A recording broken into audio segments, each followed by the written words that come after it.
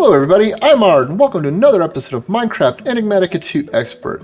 Last week, you might remember that we built a mob farm. Well, I made some changes in between the episodes, so let's take a quick look at what I did. So the first thing you notice is out in front of the mob farm, I now have a Cyclic Experience Pylon slapped on front of it. It's connected to the extent set network, but I'm not going to pipe it out anywhere. It's just there because it happens to be right in front of it. I could dump it into a drum, but I don't see the point because it already has a lot of storage in it. The whole purpose of this is because this collects liquid XP, and you can turn it to spray orbs out and give you tons and tons and tons of XP. XP is never going to be a problem for me ever again for the most part, because now you can see I have well over 100, and it's still spewing out the orbs. So we'll flip that back to collect again, and yep, there it now has a bunch more still. So XP is now solved. To make the pylon, it's actually pretty simple. It's just a whole bunch of relatively easy to get things. This is only slimy vines, but any normal vines work. Any sort of dye works, nether bricks, cold ingot, and then a fire charge, and a hopper, which is all things that are well within our means to get right now. So that is probably the easiest single way to extract out. I tried a couple other things and none of them could pull through the walls to get the orbs, but this pulls everything no problem. Up top here, you can see that I put a trash can connected to the crate where our buffer was that's looking for equipment. As you can see, I only have diamond equipment in here now. The whole purpose of using the Ender Eye conduit is if we go into it, you can see that I have a mod item filter in place now. In this, you put an item in here and it will detect which mod pack it comes from and put a filter on it. So it's only pulling the Tinker's Construct stuff out of it. So in here, there are no longer Tinker's Construct weapons. They just go straight into the trash can.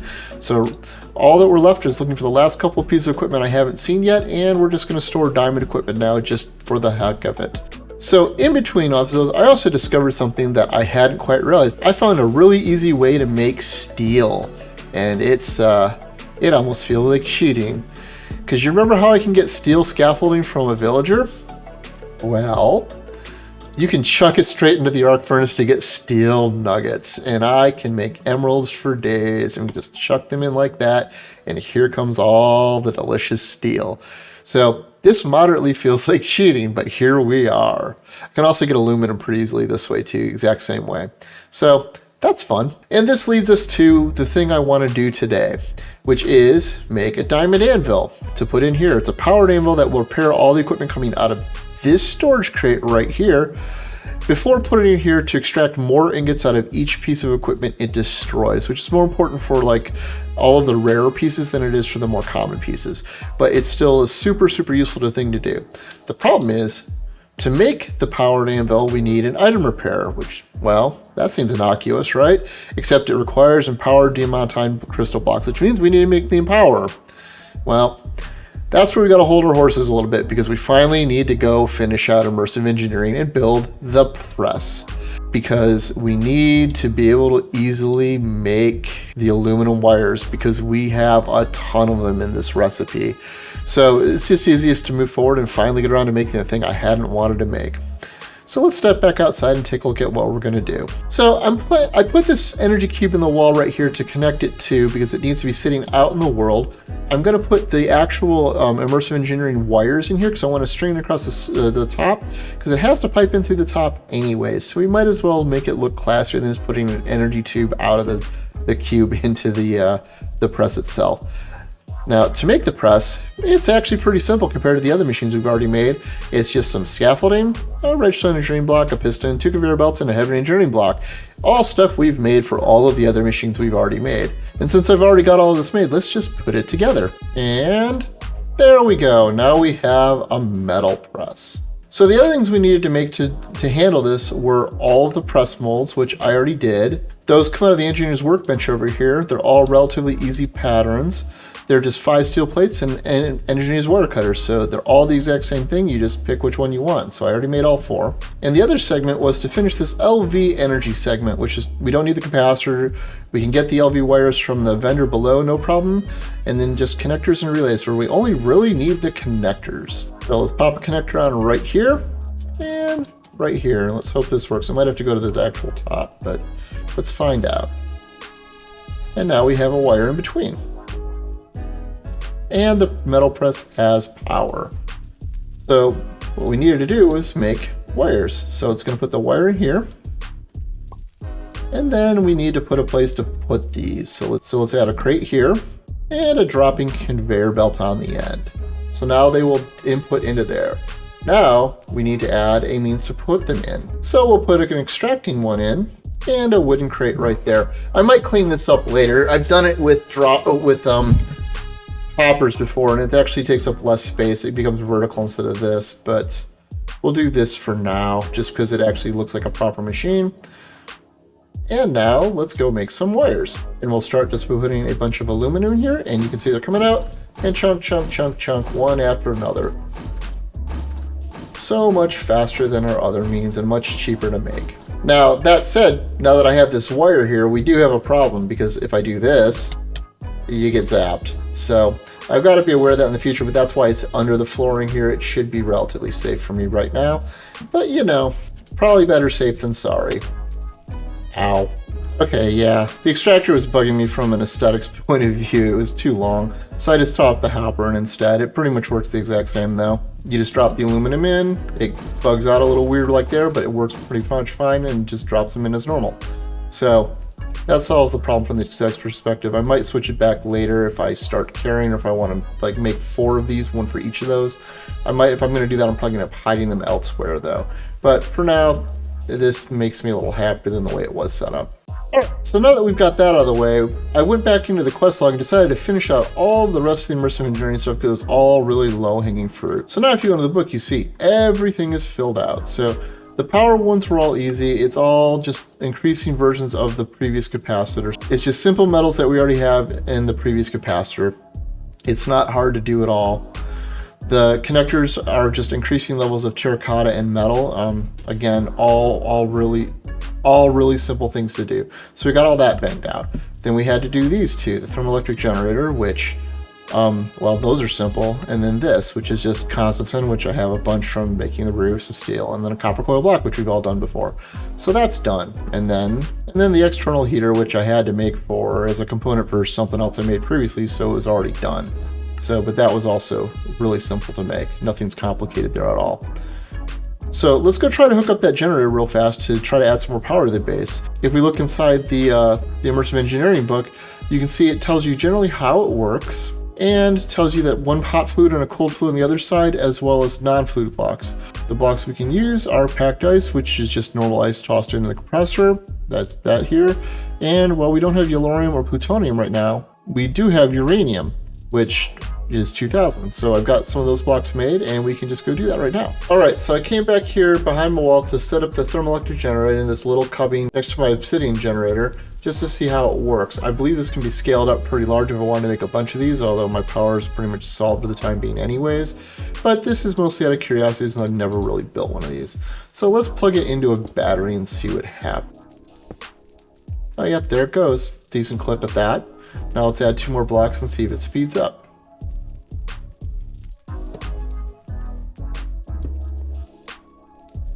Yep, that seems to be going decently. So like we can scale these up, we could put them in the corners and you just spread this out vertically or horizontally to scale it out if we wanted to. But I think I'm just going to plug this into the wall and call it good because it's, you know, free power. Alright, now that we've got that done, let's go grab all the loot chests out of the Immersive Engineering chapter and whatever else I had open. Let's go through those real fast if we get anything interesting. Alright, 11 chests, let's go. Framing table, don't need that. Inventory upgrade, don't need that. Another one, don't need that. Many moss, got one but don't really need it. Insanium essence now, that might be useful a little further down the line. Ender pouch, not terrible. Vision controller, I have no idea, but that sounds useful. Door controller, Bottle of enchanting, well, we've got enchanting, we've got experience solved, so that's not an issue. Bricks. Tacos, well, at least we got tacos, guys. Alright, so let's talk about the next step, which is to actually make the actual additions in power. So to do this, we need to build display stands. And we actually need 5 of these because we need 4 surrounding it and 1 to build it itself. The display stands aren't too bad. They're just etheric blocks, which are just blocks of quartz and chiseled quartz tossed in the atomic reconstructor. All pretty easy. And then there's the advanced coil, which is a basic coil surrounded by some other stuff we can easily do. I dumped all the recipes I needed into this work table to make it easier to process, and all of the stuff I could just make in very large batches in the machines I already had, so I just loaded it up and got all that part done. And then the Empower, the other thing that really took is iron casings, which we've already made, so I just made a couple more to finish this out. So I actually went and built all of this already. So that was pretty easy. Now, if we go back into the Action Editions part of the quest book, it completed this, but it also completed all of these because I found all of these in dungeon chests and in villages and whatnot. So I already had all of that made, but not enough to do what I needed to do. And the terrestrial artifact was... It wasn't finished, but it was very simple to make. So, because it was just a whole bunch of stuff I already had, so I just did that to finish all of that out as well.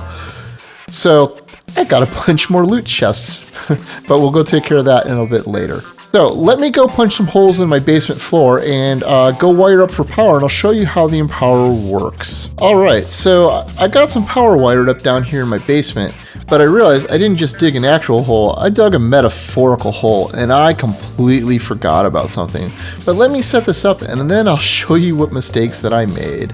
So you start by putting the Empower in the center spot, and the display stands 2 spaces away in every spot surrounding it. Now, to actually use this, for instance, we wanted to make empowered diamantine blocks. To do that, you have to surround it on the 4 display stands with 4 items to power it, and the item you want to put in the Empower itself. Now, the problem is, and here's the hole that I dug. Well, one, I need a mana diamond from Botania, which isn't that hard to get, but we haven't progressed in Botania. Thankfully, I was planning on doing it pretty soon to get the means to make these, because I also needed a means to make the mithril ingots anyways. Manaluminum, which I can make because we've got the ores from the nether anyways. Zirconium dust, which we do not have. And malachite, which we don't have because these spawn in very specific biomes. I could go find the correct biome and go dig around underground for it for a while, but there is a workaround for these 2 things. So malachite you can sieve with compressed ender gravel, which is just crushed endstone, which you can do with a hammer. You know I can make endstone, that part's not an obstacle, but I've also been planning on killing the ender dragon anyways, so I think I might just go kill the ender dragon in the next episode or 2. So that's a thing that we can solve pretty easily. The other one is this zirconium dust, which is a lot less easy to do. So the problem is, we can solve it with the rock crusher in Nuclearcraft. It just crushes up diorite into these various dusts, which are harder to find otherwise. Now, the problem is, the rock crusher, well, these are all things we can make. They're a little complicated, but they aren't hard. The problem is this DU plating, because this DU plating requires uranium-238. I have one of these. I found it in a dragon lair. Our options are go kill a bunch more dragons and hope we find some more of this, which is probably not the greatest plan long term. Or there is, once again, another loophole. And if I go into the right version of it, and it's not the oxide, you see that I can make a block. I can get it from a block. These machines up here don't help us, but this block, as innocuous as it looks, it does. Because we click on this, you see that there's this thing called a Decay Generator that slowly eats up a block and turns it into a uranium-238 block from a block of uranium, which, as you just saw me do with the thermoelectric generators upstairs, I have. And it takes 20 minutes to do and generates 80 RF a second, which isn't horrible for free power, for as a byproduct of something we're going to do anyways. So thankfully, this is super easy to make. So let me go make this real fast and show you how it's set up. Alright, so I figured I'd just set this up right next to the thermoelectric generator, because it's the same sort of process. Just drop that down. Let's drop 4 blocks of uranium surrounding it. And put some power out of it, and then put a battery on it just to make sure it's working. And yep, slowly ticking up. So we'll add the free power to our network. So this is going to take a bit, and then once I get some blocks out of this in about 20 minutes, I will then move on to the rock crusher. Alright, so I let the Decay Generator cook for a while. It never changed the blocks to depleted uranium, so it takes clearly way more than 20 minutes that it listed. In theory, it supposedly works. It also supposedly turns them to lead blocks if you let it sit there for too long, so it's only free power for so long. That said, I completely slept on another solution. If you build the Isotope Separator, it can just turn uranium ingots straight into your uranium-238, as well as giving you a tiny clump of uranium-235. This is actually a better conversion rate than the Decay Generator, and I don't know, goes a lot faster, and is ridiculously easy to make. So it takes basic plating, which we've made before, machine chassis, which I don't remember if we have or not, but the main thing is it requires a tough alloy, which we've got coming out of the arc furnace nowadays, and honestly isn't that hard to make because it just takes lithium, which we've gotten some out of our mines. There's large deposits of Nuclearcraft ores. I've already found 2 of them. I haven't even mined them out because I haven't needed them yet for the most part, as well as ferroboron alloy, which is just steel combined with boron ingots, which again we're also getting into the arc furnace.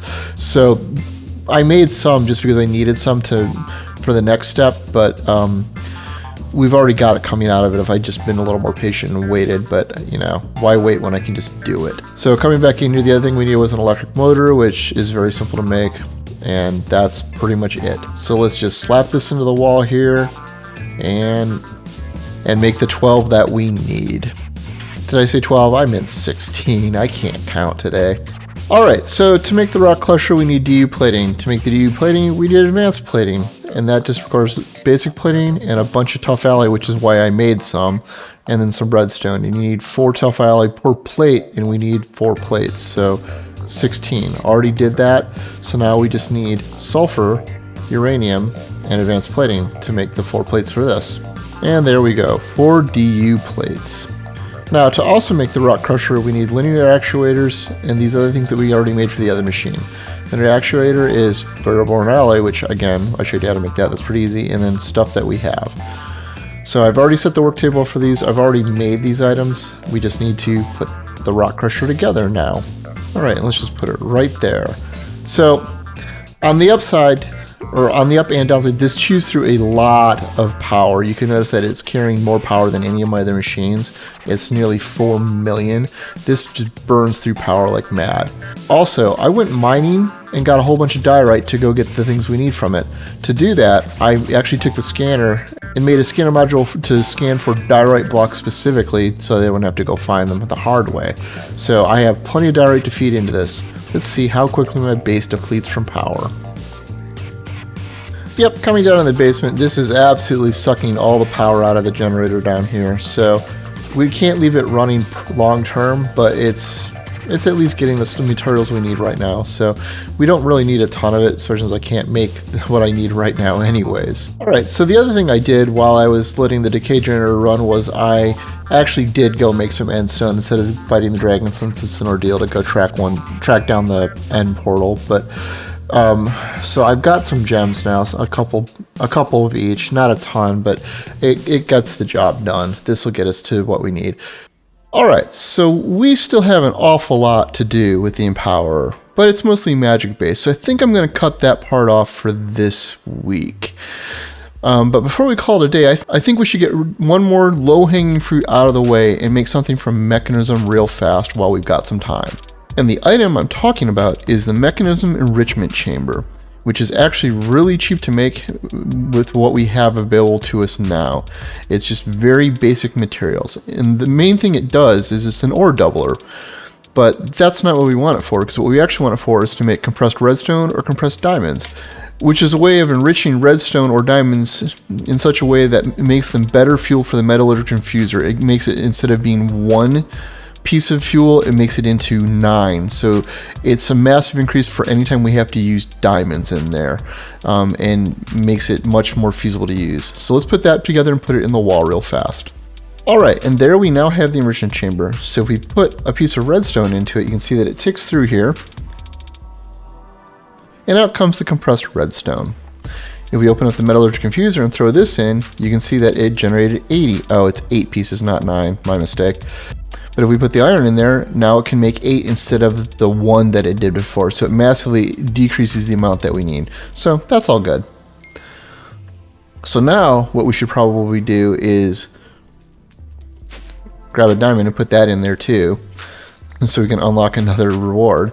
But go through the rewards and go get all the loot bags, and let's go empty out what we got today. Alright, so 16 loot chests. Let's go do this. Healing collector, that's useful. Chili dog, don't have it. Cooking table, well, don't need it. Ice. Dead bush. Heavy plated shield.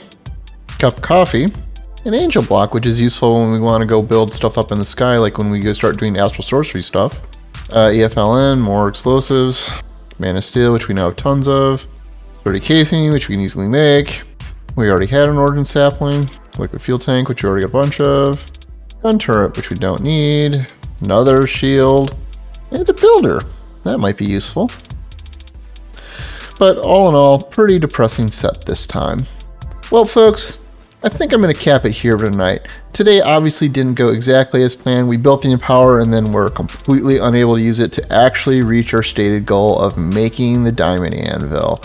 Not the world's best day, but we made an awful lot of progress, didn't we? We cleared out a bunch of the quest books, so that's still good, right? Right? We're not going to pretend I failed on this, are we? Anyhow, as always, I'm Ard. Thank you for watching, and have a nice day.